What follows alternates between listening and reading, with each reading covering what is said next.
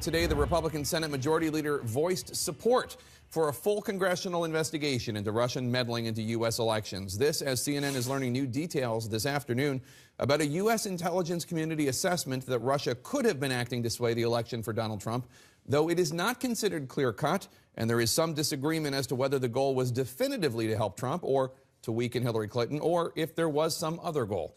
You will remember 17 U.S. intelligence agencies reached a consensus back in October that the Kremlin had orchestrated hacks of Democratic Party organizations and individuals in the United States. President-elect Donald Trump, in an interview that aired yesterday on Fox, expressed doubt at the conclusion of the intelligence community that Russia was behind the hacking, whatever the reason. Personally, it could be Russia.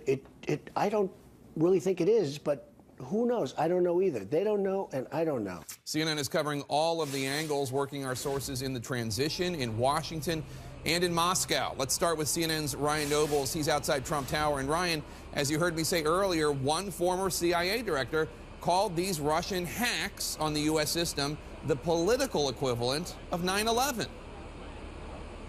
Yeah, Jake, and that former CIA director, Mike Morell, actually briefed President George W. Bush on the 9/11 attacks. So it's a comparison to not take lightly. And despite these concerns from the intelligence community and now a powerful group of Republican senators, the president-elect remains unconvinced that this alleged Russian hack is a serious problem.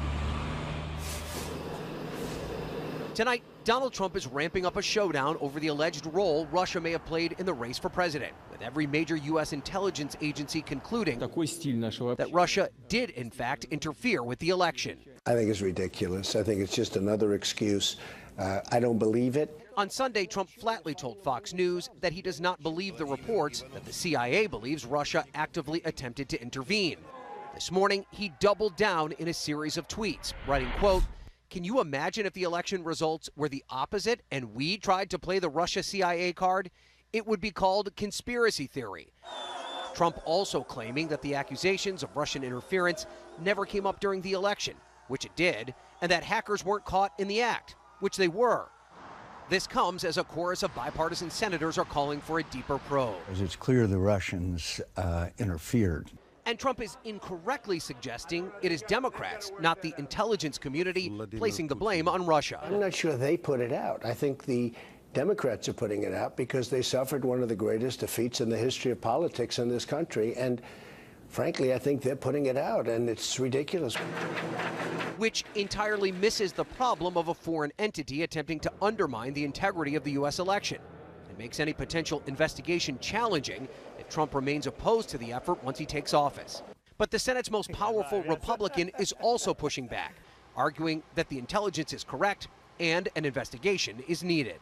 I agree with Senator Schumer, Chairman McCain, Burr, and others. This simply cannot be a partisan issue. The Russians are not our friends.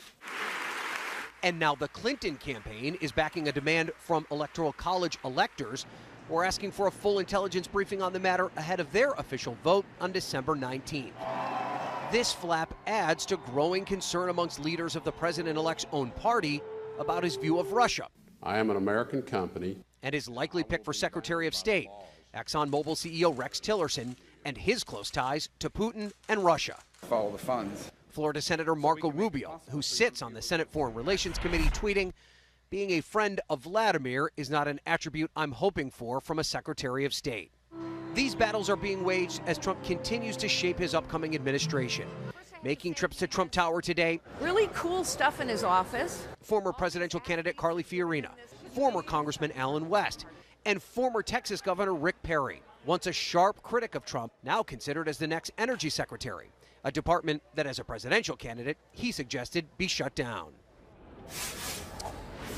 And Trump today announcing that he's picked someone to head up the National Economics Council, and that's Gary Cohn, the current president and COO of Goldman Sachs. And of course, Jake, during the campaign, Trump very critical of Hillary Clinton's ties to Wall Street and Goldman Sachs in particular.